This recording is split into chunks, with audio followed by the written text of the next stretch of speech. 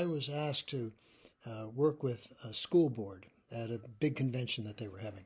And they had invited people from all across the school board, from all different aspects of schooling, to get together and talk about how to stay in what they were doing and how to best do what they do.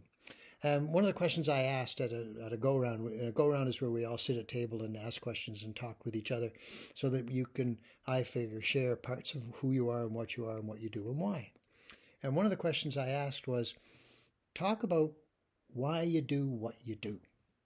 It was a very simple question, and it often opens the room to discussion. And some of the teachers answered with exactly the answers you'd expect. I like to teach because it gives me a chance to work with students and help them grow as individuals and as people in our culture, and I believe we're building the future, and it was wonderful. And there was a couple of the principals who talked about how they are there to make sure that the teachers have every opportunity to do what they do best, which is teach the students. And also, they said we hope to help the teachers develop and to be there for the students if they're needed. And they were answering, and again, in ways that were very typical of that particular profession.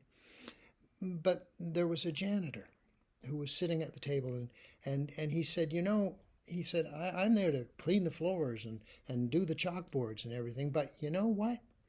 He said, the other reason I'm there is sometimes I'm walking down the hall and I'll see a student who looks upset or a little disturbed or quiet. And I'll just say hi to them and let them know that, they're not alone. And he said, I'm amazed at some of the discussions I've had with kids. And if I feel there's a problem, I'll go tell the teacher or I'll go tell the principal. And as they spoke, I heard the depth of feeling and emotion that they felt about being that janitor, about being that helper in that situation. And I realized that's how he serves. That's how those teachers serve. That's how those principals serve.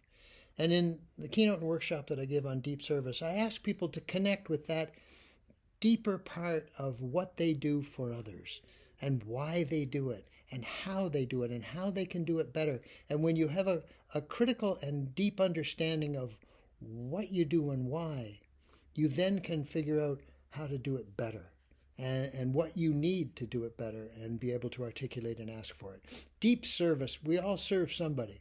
Deep service says, who are you serving, how are you serving them, and how can you serve them better? It's an exciting and fun workshop, but it's also one that takes people to a place they don't often travel in themselves and with each other.